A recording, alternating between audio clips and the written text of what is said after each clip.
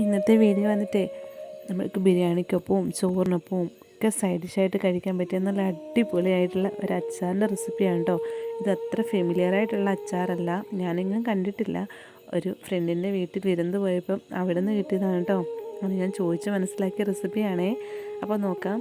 നമുക്ക് ഇതിന് വെളുത്തുള്ളി വേണം. ഒരു 8 വെളുത്തുള്ളി കീറി എടുത്തിട്ടുണ്ട്. 3 പച്ചമുളക് വട്ടത്തിലരിഞ്ഞതും 1 ഇഞ്ച് നീളമുള്ള ഇഞ്ചി ചെറിയ കഷ്ണങ്ങളായിട്ട് ചോപ്പ് ചെയ്തതും 2 തണ്ട് കറിവേപ്പില. പിന്നെ നമ്മുടെ ഇൻഗ്രീഡിയൻറ്റ് വാഴപ്പഴമാണ് കേട്ടോ. വാഴപ്പഴം ചേർത്തിട്ടുള്ള ഒരു അച്ചാർ അത്ര ഫെമിലിയർ അല്ലല്ലോ.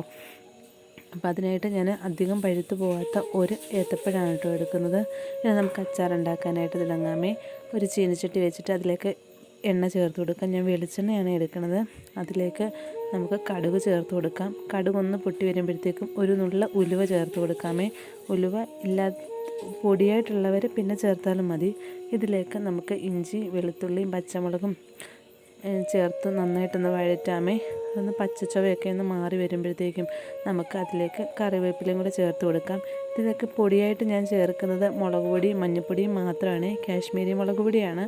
അപ്പോൾ അത് നന്നായിട്ട് ചേർത്ത് കൊടുത്ത് ഒന്ന് അതിൻ്റെ പച്ചച്ചവയും ഒക്കെ ഒന്ന് മാറുന്ന വരെ നന്നായിട്ടൊന്ന് മിക്സ് ചെയ്ത് കൊടുക്കാമേ.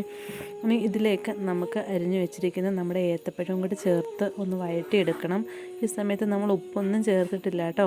നന്നായിട്ട് വഴറ്റിയെടുക്കാം. ഇനി ഈ ഏത്തപ്പഴം ഒന്ന് വേകുന്ന വരെ നമുക്ക് ഒന്ന് വെയിറ്റ് ചെയ്യാം. അതിനായിട്ട് ഞാൻ ഇച്ചിരി വെള്ളം തിളപ്പിക്കാനായിട്ട് വെച്ചിട്ടുണ്ട്. ആ വെള്ളം ചേർത്ത് കൊടുക്കാം. പച്ചവെള്ളം അല്ല ചേർക്കേണ്ടത്, തിളപ്പിച്ച വെള്ളം ചേർത്തിട്ട് ഒന്ന് തിളയ്ക്കാനായിട്ട് വെച്ച് കൊടുക്കാമേ. വെള്ളം ചേർത്ത് കൊടുത്ത് നമുക്ക് ഏത്തപ്പഴം ഒന്ന് കുക്ക് ചെയ്യാനായിട്ട് വെയിറ്റ് ചെയ്യാമേ. ഈ സമയത്ത് നമുക്ക് ഇതിലേക്ക് ഉപ്പ് ചേർത്ത് കൊടുക്കാമേ.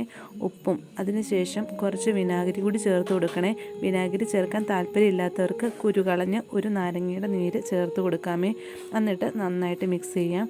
ശേഷം നമുക്ക് ഒരു 1/4 ടീസ്പൂൺ കായപ്പൊടി കൂടി ചേർത്ത് കൊടുക്കാമേ. കൊടുത്തതിന് ശേഷം നന്നായിട്ട് മിക്സ് ചെയ്യണം. ഒന്ന് വേവണം എന്ന് ഉടഞ്ഞു പോകാത്ത രീതിയിൽ നമ്മുടെ വാഴയ്ക്ക ആക്കി എടുക്കണം കേട്ടോ. ഈ ഒരു പരുവമാണ് കറക്റ്റ്.